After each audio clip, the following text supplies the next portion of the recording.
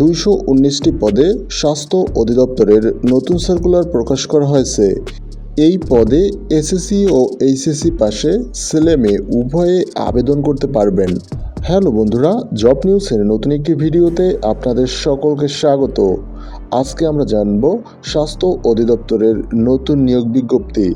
এখানে এসএসসি ও এইচএসসি পাশে ছেলে-মেয়ে উভয়ে আবেদন করতে পারবেন। তাই ভিডিওটি না টেনে শুরু থেকে শেষ পর্যন্ত দেখুন, তাহলে সার্কুলার সংক্রান্ত খুঁটিনাটি সম্পূর্ণ তথ্য জানতে পারবেন।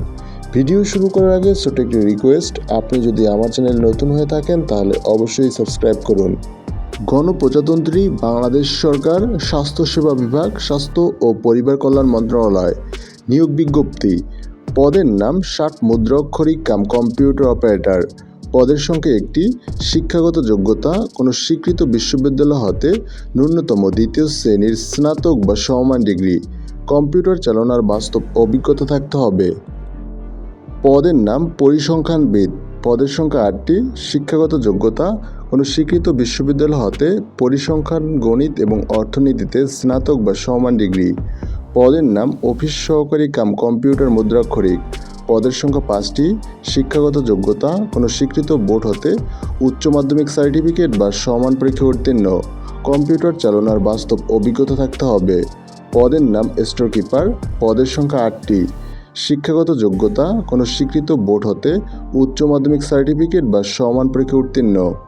পদের নাম স্বাস্থ্য সহকারী। পদের সংখ্যা 192টি। গ্রেড 16। বেতন 9,300 থেকে 22,490 টাকা। শিক্ষাগত যোগ্যতা কোনো স্বীকৃত বোর্ড হতে উচ্চ মাধ্যমিক সার্টিফিকেট বা সমান পরীক্ষা উত্তীর্ণ। পদের নাম ড্রাইভার। পদের সংখ্যা 5টি। গ্রেড 16। শিক্ষাগত যোগ্যতা জুনিয়র স্কুল সার্টিফিকেট বা সমান পরীক্ষা উত্তীর্ণ। গাড়ি চালানোর বৈধ লাইসেন্স থাকতে হবে। প্রার্থীর বয়স 9/5/2024 তারিখের মধ্যে 18 থেকে 30 বছর হতে হবে। মুক্তিযোদ্ধার প্রার্থীর ক্ষেত্রে সর্বোচ্চ 32 বছর পর্যন্ত শিথিলযোগ্য।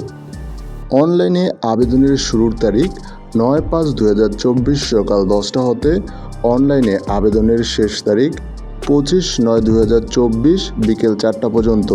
এই নিয়োগ সংক্রান্ত কোনো তথ্য জানতে চাইলে কমেন্ট সেকশনে জানিয়ে দিন। Thanks for watching.